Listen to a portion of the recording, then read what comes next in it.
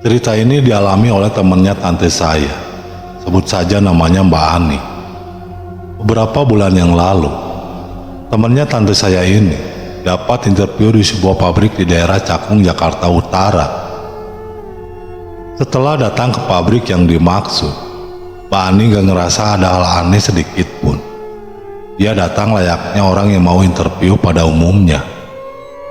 Ada beberapa orang juga yang interview di hari itu. Dan ternyata setelah diumumkan, hanya Mbak Ani saja yang diterima di pabrik tersebut.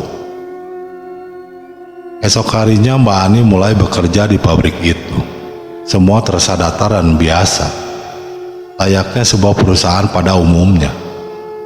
Bahkan pabrik itu terlihat bersih dan rapi sekali.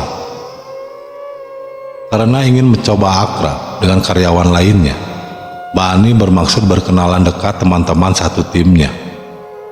Tapi anehnya mereka yang semuanya perempuan dan berseragam putih polos hanya diam saja dan terkesan tidak menanggapi perkenalan dari Mbak Ani.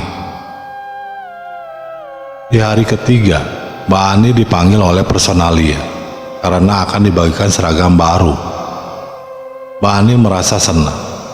Kemudian keluarlah dia dari ruangan tersebut. Lalu Mbak Ani merasa lapar dan ingin mencari sarapan di luar sebelum masuk jam kerja. Ia lalu keluar dan bertemu dengan seorang satpam pabrik sebelah yang kebetulan sedang berkeliling. Mbak Ani kemudian menghampirinya, bermaksud menanyakan tempat jualan di sekitar situ.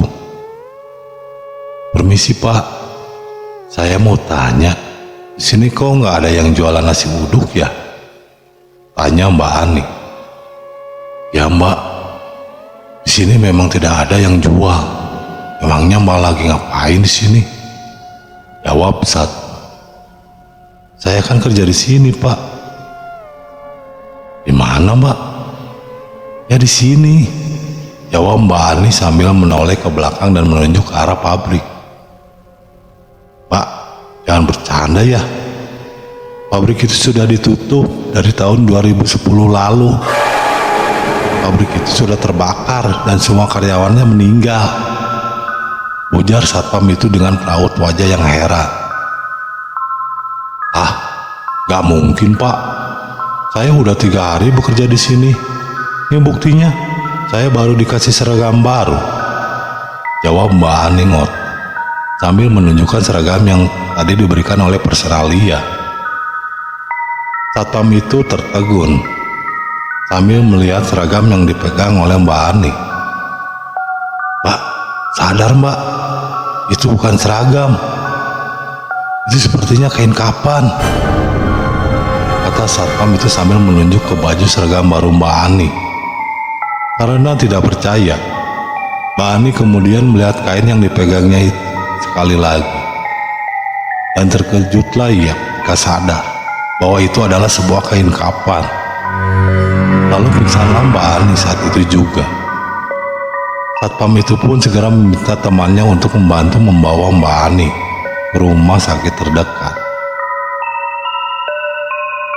Ternyata setelah diperiksa dokter, Mbak Ani mengalami shock berat.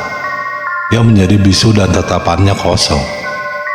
Si satpam lalu menceritakan kejadian tersebut kepada keluarga Mbak Ani. Dan kabar terakhir, sampai sekarang, Mbak Ani masih terbaring di rumah sakit karena koma.